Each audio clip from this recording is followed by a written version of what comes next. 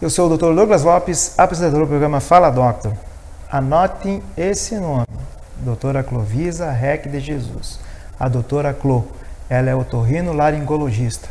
E nós vamos falar de um tema que eu tenho também, rinite alérgica. Doutora Clo, muito obrigado por ter vindo ao programa Fala Doctor.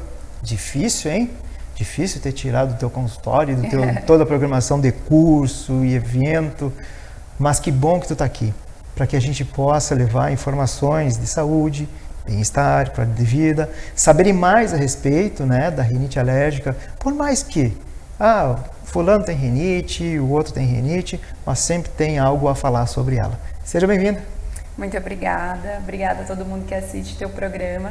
É uma honra estar aqui e continuar promovendo saúde, da mesma forma qual eu sou bem constante e assídua nas minhas redes sociais, no Instagram. E aqui é uma extensão para a gente transbordar mais conhecimento. E hoje falando sobre a minha área, né, que eu sou apaixonada e com certeza posso falar com muita autoridade e eu tenho certeza que eu vou te ajudar. Mas que maravilha, hein? Adorei isso. Sabe por que autoridade? Todo dia tem paciente saindo e entrando com rinite alérgica. E não só rinite alérgica, como também outras doenças. Mas rinite alérgica, vamos falar ela do conceito, vamos falar também sobre o diagnóstico, entre tantos fatores, né, que acontece. Exatamente. A rinite, o termo, significa inflamação das mucosas nasais. Então, a rinite, a maioria das pessoas acha que é sempre alérgica, mas a rinite ela pode ser alérgica ou ela pode ser não alérgica. E essa diferença dentro do consultório é o que faz um diferencial muito grande quando você passa com um especialista otorrino, o qual trata esse tipo de doença, para a gente definir e isso vai nortear um tratamento correto. Então, a rinite alérgica, principalmente, a gente vai conseguir detectar se você tem essa doença pelos gatilhos. Então, quais são os gatilhos que você entra em contato e estimula e apresenta os sintomas da rinite?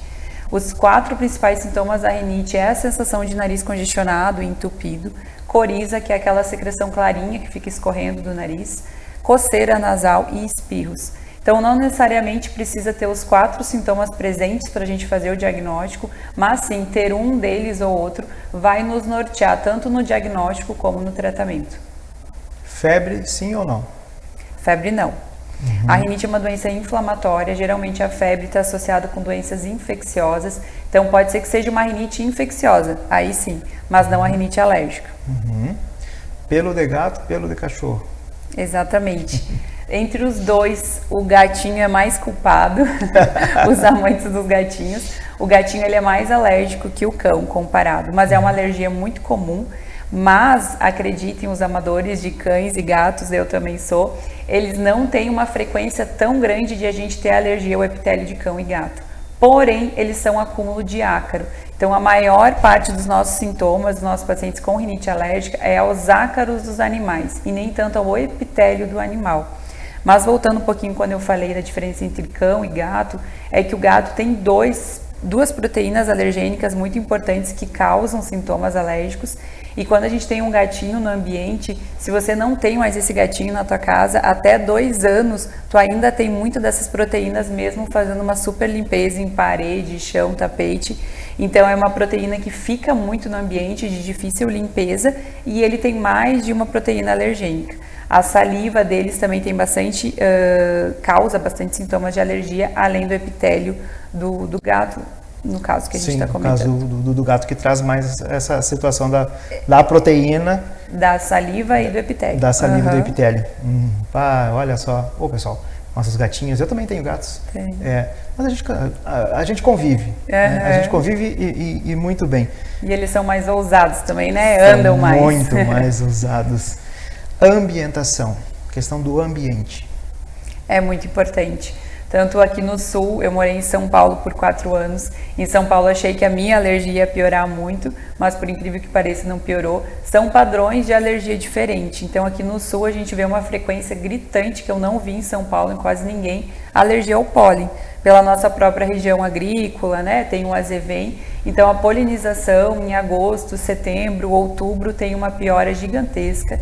E isso é um dos diferenciais também quando tu passa com o especialista, que as orientações de ambiente são diferentes da primavera, o qual estamos hoje, comparado ao verão ou às outras estações. a gente tem um grau de polinização muito alto no ambiente, das 8 da manhã às 10 da manhã e das 5 às 7 no finalzinho do dia. Então não é legal a essa hora você fazer atividade física ao ar livre, não é legal você estender as suas roupas para secar no início da manhã e nem no final do dia. Você vai colocar mais pólen na tua roupa, vai pegar e vai colocar para dentro de casa. Se você for fazer atividade física, andar na rua nesses horários, vai entrar mais em contato com o pólen. Então o legal quando entrar com um meio externo que seja na baixa contagem de pólen e também priorizando a questão do horário. Então é diferente comparado a outras estações do ano. É o que mais chama atenção comparado a não o período da primavera. Anotou? Olha, essa dica é super importante, hein? Qualquer coisa, está assistindo no YouTube, volta um pouquinho ali e anota e segue, que eu assino embaixo. Olha, tem muitas pessoas que têm uma dúvida, né? Que está em casa, às vezes não quero ir no médico, não quero ir no médico. Aí tem aquela secreção do nariz. Uma que é bem clara e a outra que é amarelada e a outra verde. E que às vezes ela pensa, não, isso aqui é rinite. A secreção, as cores também podem representar quando está estagnada. Então a gente dorme de noite e acorda com a secreção bem espessa, bem escura. Não significa que são sinais de infecção, mas sim que teve a noite inteira de sono, ficou parada e ela ficou mais espessa e mais escura. Uma secreção escura, amarelada ou esverdeada o dia inteiro, com certeza está muito ligado a um processo infeccioso. Então pode ser uma rinocinusite infecciosa e quando a gente fala de rinocinusite, ela pode ser que tenha a necessidade de uso de antibiótico ou não, também não é uma regra. Também é leigo achar que toda sinusite a gente precisa tratar com antibiótico, também não é bem assim que funciona. Mas sim, a secreção é um norte para a gente ver se é mais alérgico, mais tranquilo ou algo que a gente precisa entrar com medicação química ou acompanhar ou fazer até algum exame complementar para algum diagnóstico diferencial. Mas costuma a gente fazer essa relação de coriza, aquela secreção bem clarinha, sintomas mais alérgicos, né? E aí quando está um pouco mais espessado, as sintomas infecciosos. Então uma rinite infecciosa, gripe, resfriado ou até uma sinusite bacteriana por vezes, quanto mais espessa essa secreção. Anotou aí? Olha, ar-condicionado. O grande vilão, né? E tem muitas pessoas que não limpam o ar-condicionado. Não limpa o ar-condicionado. A gente aconselha a limpeza daquela plaquinha que tem ali, pelo menos de a cada 3 meses, em casa, né? Só abrir e higienizar, que já acumula bastante. Limpeza de profissional tem que ser anual. Eu sei que tem um custo alto, mas quando a gente vê nas diretrizes, teria que ser anual. E também tem o cuidado da própria empresa que você trabalha, porque eu acredito que na sua casa todo mundo já mantém bem 100% essa questão da limpeza. Mas se você trabalha num ambiente grande, você pode chegar nos gestores da sua empresa, ver como é que está essa higienização dos ares condicionados, porque querendo ou não, você vai ficar a maior parte do dia nesse ambiente e faz parte, e é função sua também, se ater e entrar em contato com as pessoas responsáveis para a higienização das empresas. Porque eu vejo muito o cuidado 100% em casa, mas fica de 6 a 8 horas na empresa e não tem toda essa avaliação. Ventilador. O ventilador também. O ventilador a gente evita sempre aquele contato direto, né? Direto no rosto do paciente. Pode colocar mais alto, mas pensando que quando a gente coloca ventilador, a gente sobe com a poeira, a gente mexe, né, com poeira doméstica que está no ambiente, na casa, no chão, em acúmulo de travesseiro, edredom, cobertor, né?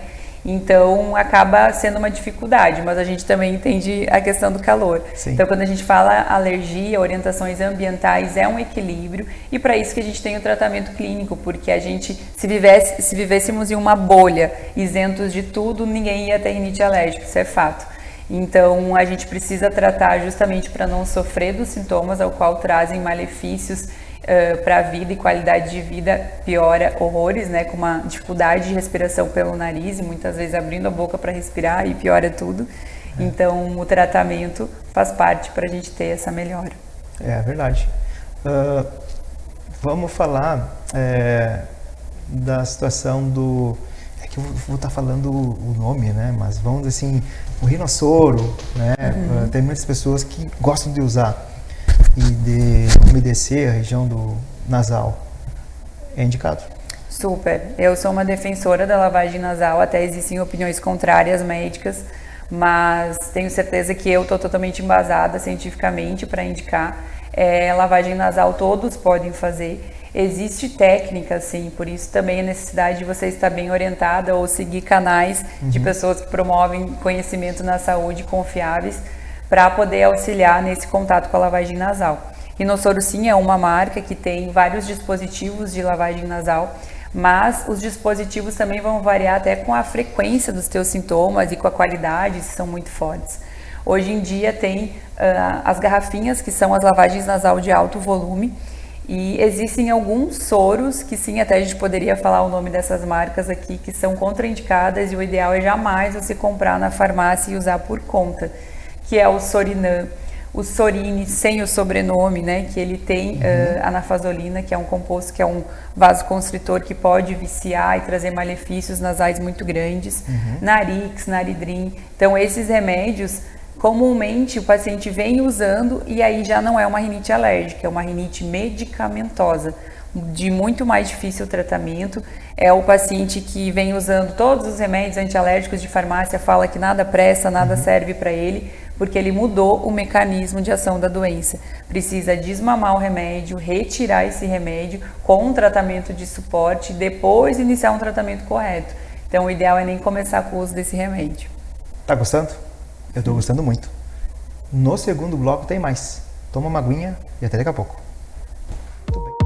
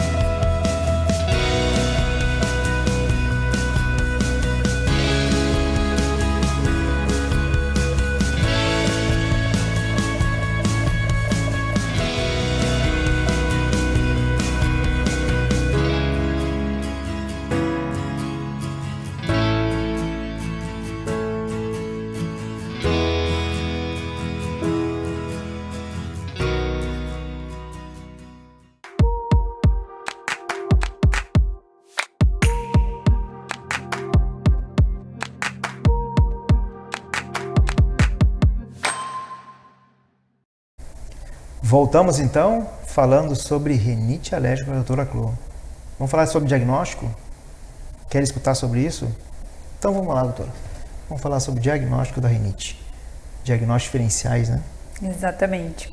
Então, ao que eu tenho alergia? O paciente chega, mas eu não sabia que eu tinha rinite alérgica. Isso acontece bastante. Rinite alérgica geralmente você tem desde que nasceu, mas isso não necessariamente quer dizer que você vai ter sintoma desde o primeiro ano de vida, segundo ano de vida. Às vezes pode começar a incomodar a rinite com 15, 16, com 50, com 60 anos, isso acontece.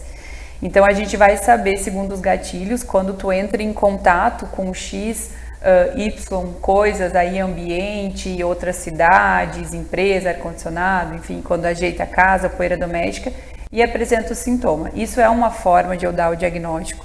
E também a presença dos sintomas clínicos, de nariz entupido, coriza, espirros e coceira nasal. Então, esses 4 sintomas também podem me dar o diagnóstico clínico. Como eu consigo ter certeza ao que você tem alergia? Pensando que a gente tem alguns principais aeroalérgenos no ambiente, o qual a gente entra em contato e desenvolve os sintomas da rinite alérgica, que é basicamente ácaro, pólen, poeira, epitélio de cão, gato, barata, o que chama muita atenção, e fungos também. Existe um teste qual eu faço no consultório que se chama Prick Test. Esse teste geralmente não é todos os otorrinos que fazem, é o otorrino que vai e se especializa na parte de alergias respiratórias.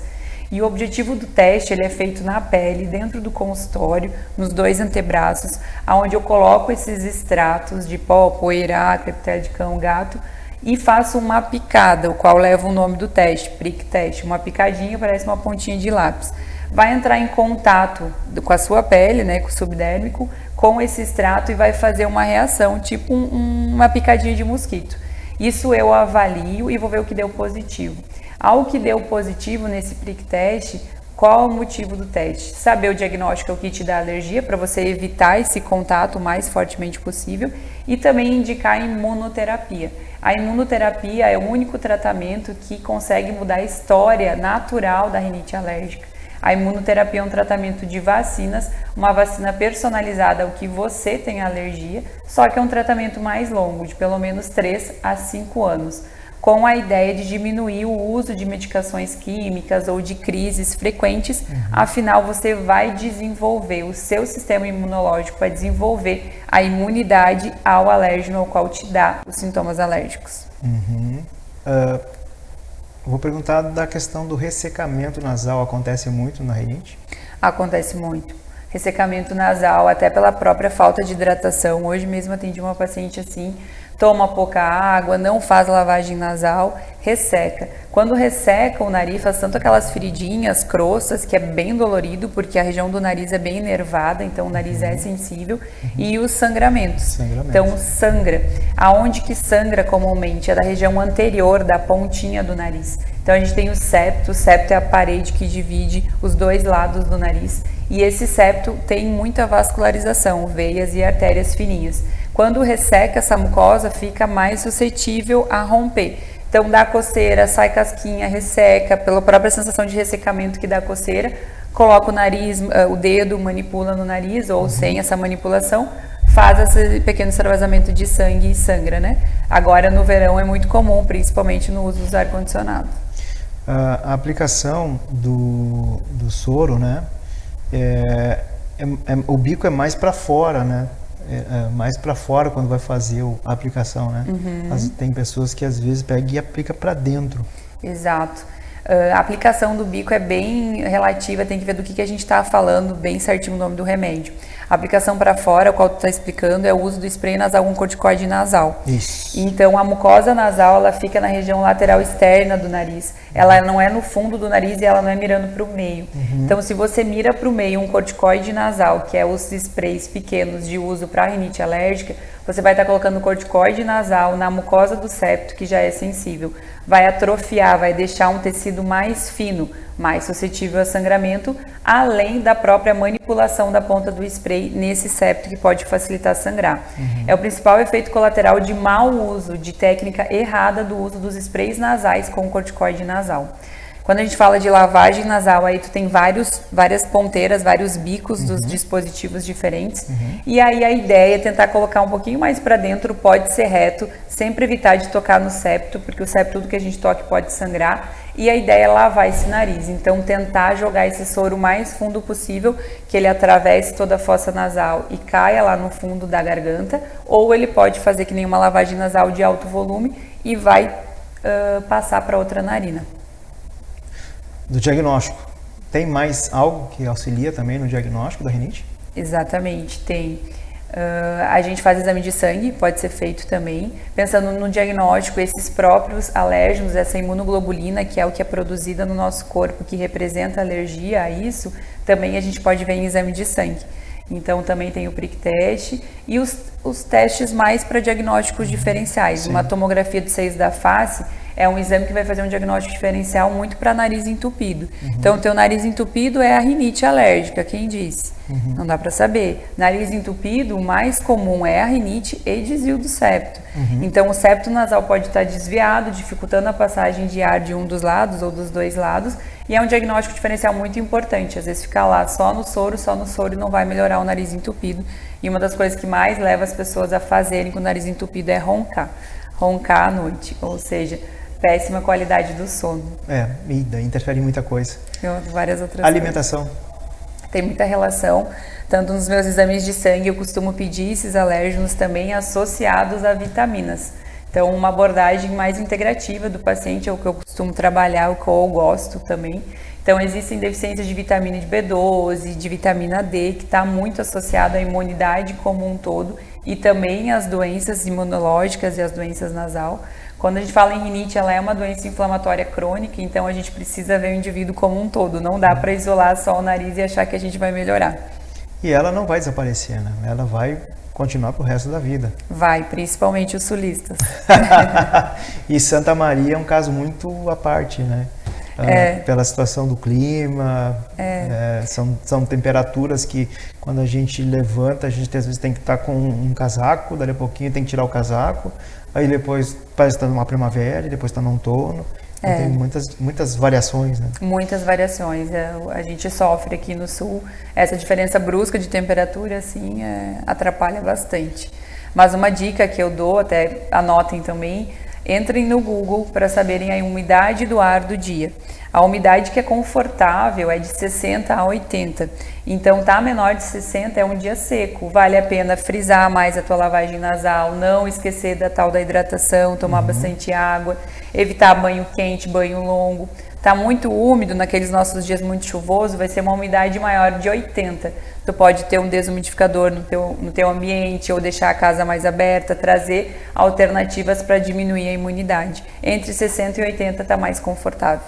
A dica do umidificador, que nós não temos o costume de usar um umidificador, né? Não. Mas é importante também. Importante, hoje a gente tem a função no ar-condicionado de umidificar e tanto desumidificar, mas não é a melhor alternativa. Claro que um produto só para isso com certeza vai ter uma potência maior para quem puder adquirir, mas sim. Então a pergunta é quando colocar, como eu coloco? Tu colocar, isso varia de dia a dia, não tem como saber. Então a gente coloca no Google mesmo, faz essa pesquisa para ver a umidade do ar do dia, e aí tu consegue se basear de uma maneira mais correta.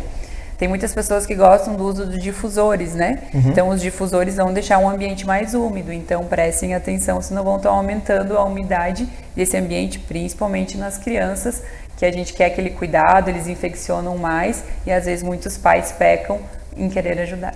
Isso é verdade. E o tratamento?